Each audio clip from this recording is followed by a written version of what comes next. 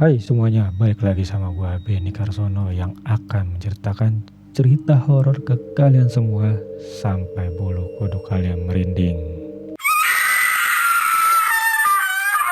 Dan di sini gua mempunyai cerita tentang rumah tua Nenek Siti. Jadi ceritanya, di sebuah desa kecil yang terletak di tepi hutan, ada sebuah rumah tua yang sudah lama ditinggalkan. Rumah itu dulunya milik Nenek Siti, seorang wanita tua yang dikenal sebagai dukun dengan kemampuan mistis. Setelah kematiannya yang misterius, rumah itu menjadi kosong dan banyak yang percaya bahwa roh Nenek Siti masih berkeliaran di dalamnya. Suatu malam, ada sekelompok remaja yaitu Ardi, Sinta, Budi, dan Lisa memutuskan menghabiskan malam di rumah tua itu. Mereka ingin membuktikan bahwa cerita tentang rumah tersebut hanyalah omong kosong. Mereka udah membawa perlengkapan yaitu berupa senter, kamera, dan beberapa cemilan untuk mereka di sana. Lalu Ardi mengatakan dengan penuh semangat, ini pasti akan menjadi pengalaman yang seru. Lalu Sinta menjawab dengan cemas, aku harap kita tidak menyesal nanti. Lalu mereka memasuki rumah itu melalui pintu depan yang berderit. Begitu melangkah masuk, mereka mendapatkan suasana rumah terasa dingin dan suram.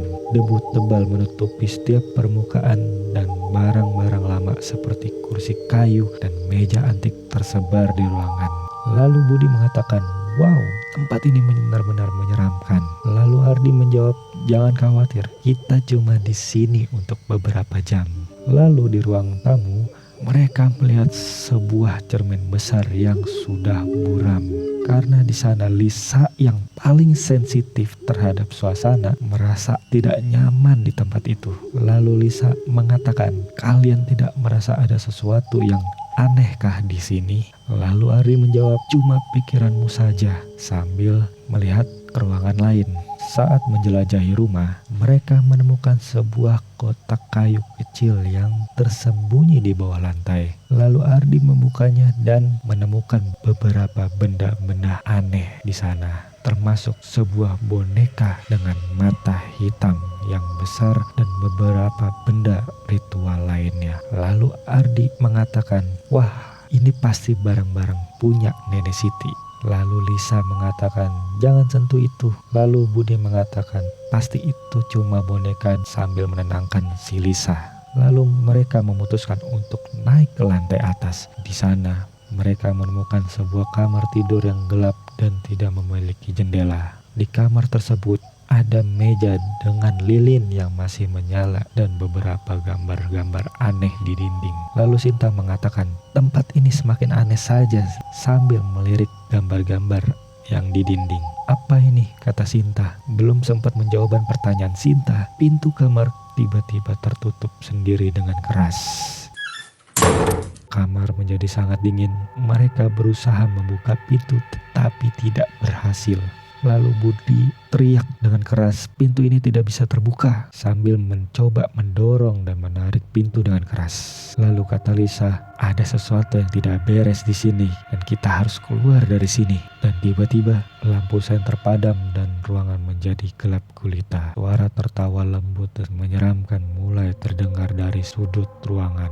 Mereka semua merasakan ada sesuatu yang mengintai mereka. Lalu Ardi mencoba untuk menenangkan, kita harus tetap tenang. Saat mereka mencoba membuka pintu kamar yang masih tertutup, mereka mendengar suara langkah kaki ringan mendekat dari arah lorong. Sinta yang sedang memegang senter menerangi arah suara tersebut dan melihat sosok seorang wanita muda dengan pakaian putih kotor dan rambut panjang basah melayang di udara. Sosok tersebut tampak merenung dengan mata kosong dan menatap ke arah mereka. Sinta yang melihat sosok wanita tersebut langsung mengatakan, lihat itu, sambil menahan ketakutannya. Belum selesai bicara, lampu senter tiba-tiba menyala kembali dan mereka melihat sosok lain, seorang pria dengan wajah penuh luka dan pakaian robek.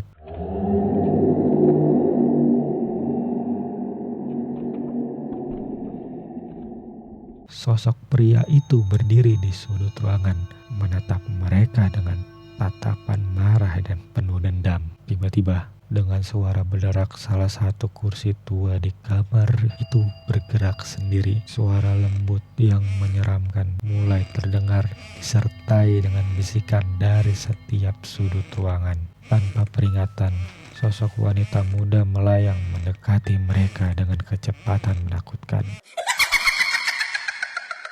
Dalam kemanikan mereka berusaha membuka pintu kamar dengan panik dan tiba-tiba pintu kamar terbuka dengan keras. Tetapi mereka masih terjebak di dalam rumah karena pintu depan terkunci dari luar. Suara tangisan dan teriakan mulai terdengar semakin mendekat. Mereka berlari menuruni tangga, tetapi saat mereka sampai di tangga, mereka disambut sosok lain, seorang anak kecil dengan wajah pucat dan mata kosong yang memandang mereka dengan penuh kesedihan. Anak itu mengulurkan tangannya seolah meminta pertolongan. Lalu Ardi teriak, semuanya lari. Ketika mereka sampai di pintu depan, mereka menemukan pintu tersebut terkunci dari luar. Mereka terjebak di dalam rumah. Suara langkah kaki berat dan tangisan mulai terdengar. Semakin dekat, mereka merasa panik dan putus asa. Lalu Ardi teriak kembali, ayo buka jendela, sambil mencari jalan keluar. Mereka semua membuka jendela dan melompat keluar satu persatu. Setelah berada di luar, mereka berlari sejauh mungkin dan tidak pernah menoleh kembali ke rumah tua tersebut. Ketika mereka berbalik, mereka melihat di jendela lantai atas, melihat sosok-sosok hantu wanita muda, pria yang berluka, dan anak kecil yang berdiri mengamati mereka dengan tatapan kosong. Ketika mereka menceritakan pengalaman mereka kepada orang lain di saat di rumah tua tersebut, banyak yang percaya bahwa Nenek Siti belum benar-benar pergi. Beberapa orang juga bahkan pernah melihat sosok-sosok hantu tersebut di jendela rumah pada malam hari. Sejak malam itu, rumah tua itu tetap berdiri di pinggir desa. Tidak ada yang berani mendekatinya dan rumah itu menjadi simbol ketakutan dan misteri yang tak bisa dijelaskan. Desas-desus tentang roh yang menghuni rumah tersebut terus beredar dan rumah tua itu menjadi tempat yang dikenal sebagai tempat terkutuk di desa kecil itu. Cukup segitu aja untuk cerita horor kali ini. Jangan lupa untuk like, comment, dan subscribe, and share juga video ini. Sampai jumpa di cerita horor berikutnya.